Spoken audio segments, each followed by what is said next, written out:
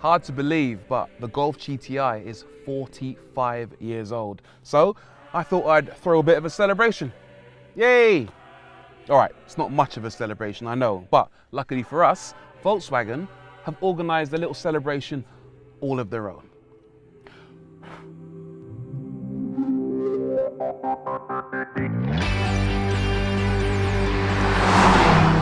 This is the GTI Clubsport 45, and it was built to celebrate the 45th anniversary of the world's most enduring hot hatch, the Golf GTI.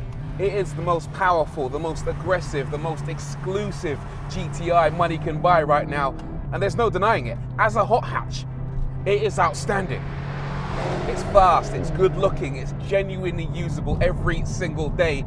It's like VW have evolved the GTI format over the decades to come up with what is on paper the ultimate hot hatch. But as always, to get a real sense of whether this is a proper step forward, we need to go back into time.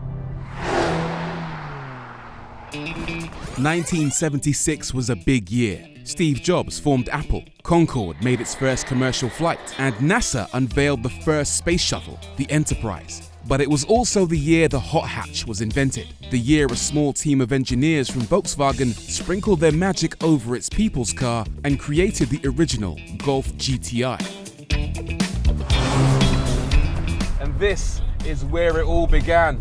It started life as a functional family hatchback, but thanks to a 1.6-litre engine that made 110 horsepower and a body that only weighed 800 kilograms, it was a blast. It proved that you could have fun in a family car, and it looked the part as well, thanks to these big, chunky wheel arch extensions, the red around the radiator grille, the tartan seats, and of course, the famous golf ball knob. You've got to love German humour. And everybody wanted a piece of it. Originally, they aimed to sell only 5,000, but by the end of its life, they'd sold 500,000. VW was ending the 70s with a bang.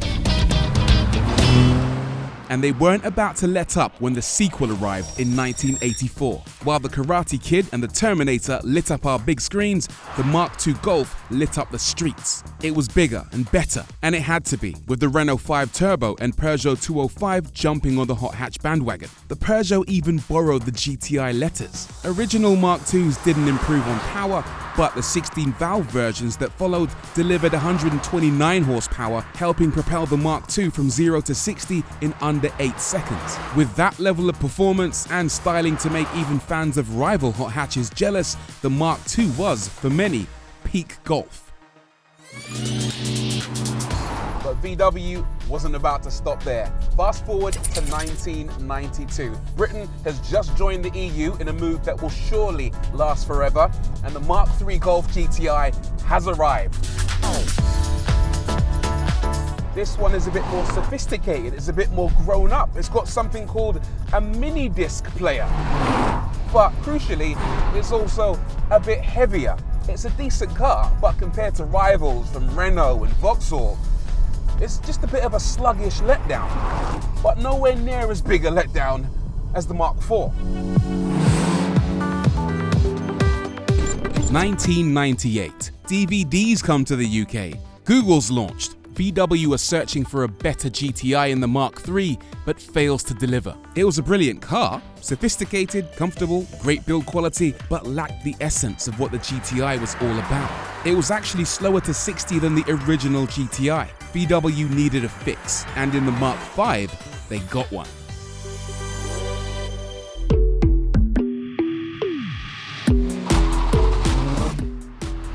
Now this is more like it. In 2004, VW took the GTI back to where it was supposed to be. They listened to the critics and reinvented it as a proper performance car.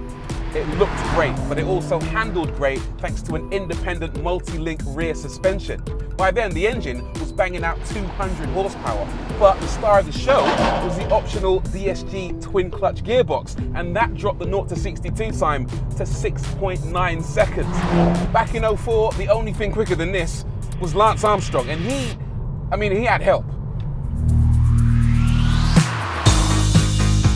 With the 2009 Mark VI, the GTI was truly back in its stride. This version, honed by racing legend Hans Stuck, featured new advancements, including an electronic diff lock, which made it faster than ever.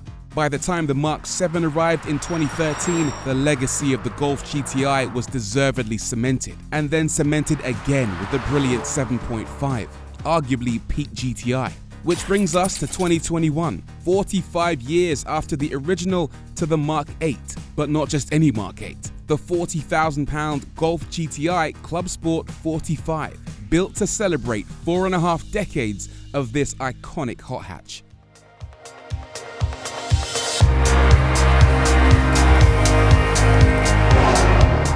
So, as celebrations go, it's not exactly extravagant, is it? If you're expecting some cheeky gifts like a little power boost or a manual gearbox, then the bad news is there aren't any. But the good news is that the car this thing is based on, the GTI Clubsport, was already brilliant.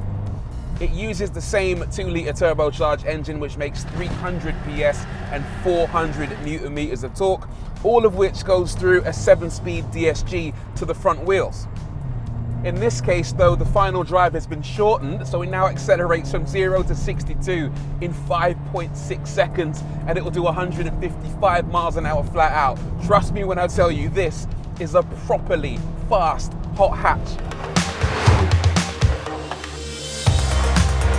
The engine is just so smooth as well, you want to wring it out and it keeps on pulling. It is a joy to accelerate in this thing. Gearbox is a bit of a mixed bag though. There's good news and bad news with that. The good news is that it ups and downshifts reasonably willingly. You never find yourself in a situation where it doesn't want to shift down. The bad news is that, well, it's not a manual. It doesn't even have a manual mode. Look, I'll put it into second gear right now and floor it, and it just upshifts automatically. If you're the type of driver that likes to take control of their own destiny and be rewarded for when they get it right or learn from when they get it wrong, then this is not the gearbox for you. The brakes are brilliant though. 357mm discs up front, so bigger than you get on a standard GTI, and the stopping power is absolutely incredible. But more impressive than that is how easy they are to modulate. It's so easy to apply the perfect amount of braking force. Every single millimeter of travel on the pedal translates to a different amount of retardation in the brakes, and it just gives you so much confidence to drive this car quickly. As for the steering, well, it's not the quickest and not the most communicative, but there is a little bit of playfulness in the balance between under and oversteer if you go looking for it. And there's so much grip and traction in this car.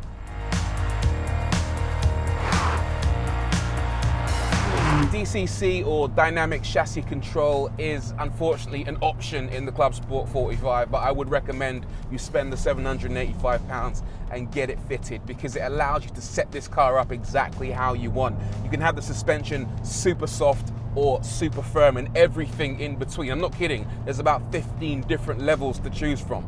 If you don't want to set it up yourself, then the sweet spot, weirdly enough, is probably Nürburgring mode, which is a subset of sports mode, and it works absolutely brilliant out here on these British B roads.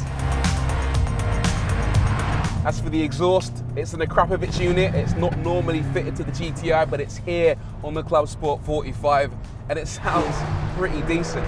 It's maybe not as antisocial as some old school boy racers might like, but here, especially at lower revs, when you give it a little blip, it does sound nice.